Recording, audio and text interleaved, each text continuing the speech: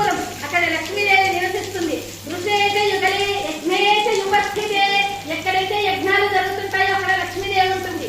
శంఖే శంఖమునందు, దేవకులే నరేంద్ర భవనే దేవలోకంలో నరేంద్రుని దగ్గర, రాజగృహే కుంజరే నరేంద్ర భవనే, గంగా తటే గోకులే గంగా తటే గంగా యొక్క ఆ నదీ తీర ప్రాంతాల్లో ఉంటుంది లక్ష్మీదేవి కొలువై ఉంటుంది. గోకులే గోవులు ఎక్కడైతే ఉంటాయో అక్కడ కూడా లక్ష్మీదేవి ఉంటుంది.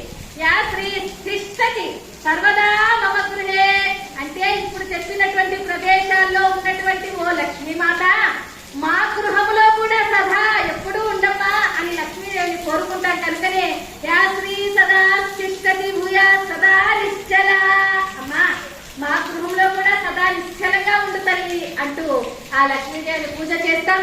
నేను నామాలు చెప్తుంటాను. నమః అని నామం చెప్పగానే మీరు ఓం అని చెప్పాలి. ఓం ప్రకృతే నమః, ఓం వికృతే నమః, ఓం విద్యాయ నమః, ఓం